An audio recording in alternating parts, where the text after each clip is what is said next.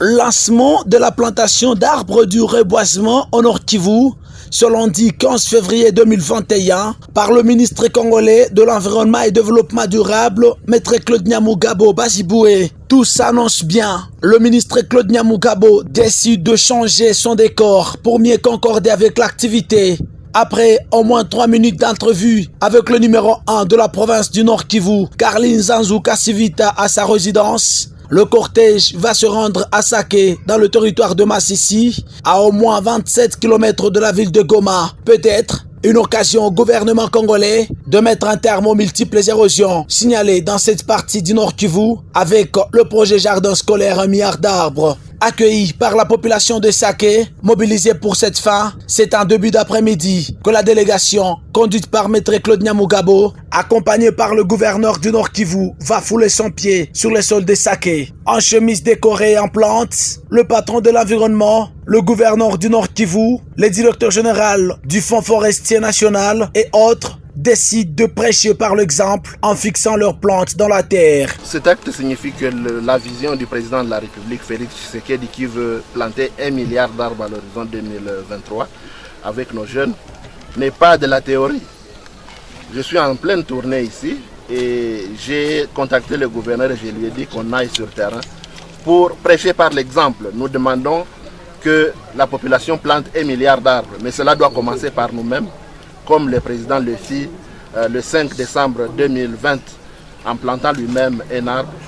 Nous venons de planter des arbres et nous allons poursuivre ceci. Ce projet doit réussir et il doit réussir avec l'implication de toute la population. Nous sommes au Nord Kivu aujourd'hui, dans le territoire de Massissi, pour lutter contre les érosions que nous constatons ici. Et nous avons sensibilisé notre population afin qu'elle poursuive cela. Le Fonds forestier national, qui est l'établissement public en charge du reboisement, va continuer à le faire. Nous allons lutter contre l'érosion en continuant à planter les arbres. Le Fonds forestier est là pour cela.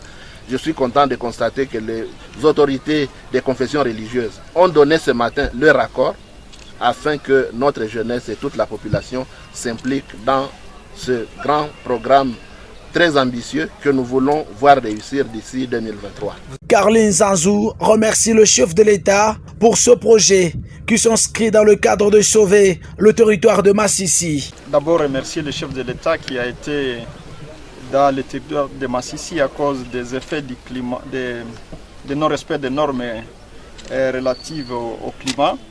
Nous avions perdu des vies humaines ici même, nous avions perdu aussi des habitations.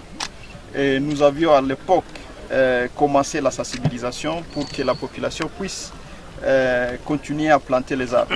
Le chef de l'État a porté l'intérêt à ce territoire. Il a envoyé le ministre en charge de l'environnement et du développement durable pour matérialiser la vision. De son côté, le directeur général du Fonds forestier national indique que ce projet a été financé par son entreprise et ils vont continuer à financer dépendamment des arbres que la population aura plantés. Je suis donc ici pour accompagner son Excellence Monsieur le ministre afin de matérialiser ce projet. Et donc nous avons financé déjà ce projet d'aujourd'hui. Nous allons continuer à le financer dans les 6 postes. Quand nous verrons d'abord ce que vous allez faire avec les plantations d'aujourd'hui. Bref, nous sommes là pour accompagner la vision du chef de l'État.